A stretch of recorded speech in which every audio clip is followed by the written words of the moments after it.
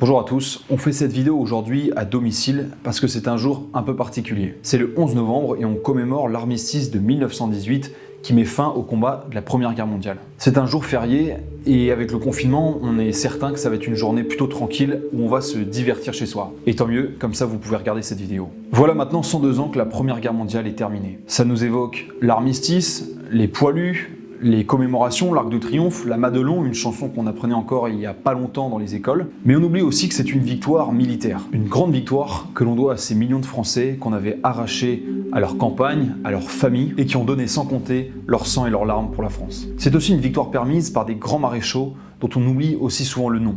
Joffre, Foch, Pétain, Fayolle, Franchet-d'Espéré et Lyautey. Mais cette victoire s'est aussi faite au prix d'immenses pertes humaines et de souffrances insondables. La France a perdu 1,4 million d'hommes au combat, dans une guerre qui aura fait 9,5 millions de victimes. La Première Guerre mondiale, c'est des millions de soldats coincés dans les tranchées, dans la boue et le froid. C'est des vies balayées par des rafales et des obus, des hommes agonisants, dépecés dans des cratères, des soldats morts asphyxiés ou aveuglés par les gaz, de tout jeunes hommes mutilés qui finiront le reste de leur existence sur des béquilles. Les visages défigurés, des gueules cassées, sur lesquels les regards ne se poseront plus. Il faut s'imaginer ces femmes, ces mères, à qui l'on annonçait la mort de leur mari. Ces enfants qui n'auront pas pu dire au revoir à leur papa. Ces femmes et ces enfants morts sous les décombres de leurs maisons bombardées. Ces veuves qui élèveront seules leurs enfants. Ces mères qui se retrouveront seules survivantes d'une famille de soldats. Et bien sûr ces hommes des régiments coloniaux qui iront mourir à plusieurs milliers de kilomètres de leur terre natale. Ces villages rasés par la guerre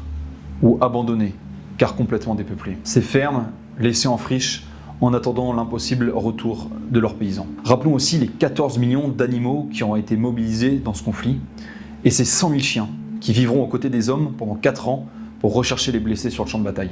Et ces 8 millions de chevaux, d'ânes et de mules qui seront tués lors de la guerre à plus de 40%. Rappelons aussi que cette guerre aura décimé une génération entière de Français.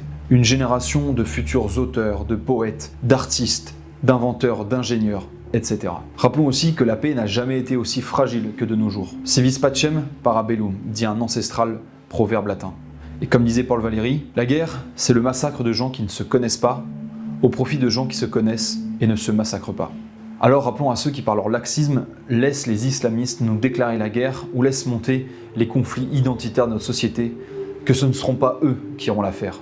Rappelons-nous aussi en ce jour que la France est une patrie et une réalité charnelle, pour qui des millions de personnes se sont battues et ont donné leur vie. Alors, pour que ce jour de souvenir ne soit pas seulement un jour de congé, allons devant ces monuments aux morts pour nous recueillir. Ils sont partout, dans nos églises, dans nos villes, dans nos métropoles, dans nos villages. Allons lire au pied de ces monuments les noms qui y sont inscrits, les noms de ceux qui sont morts dans l'oubli. Prenons vraiment le temps d'aller faire résonner encore une fois le patronyme de ces Lucien, de ces André, de ces Jean, de ces Léon, de ces Anatole et de celui de tous les Français morts pour la France.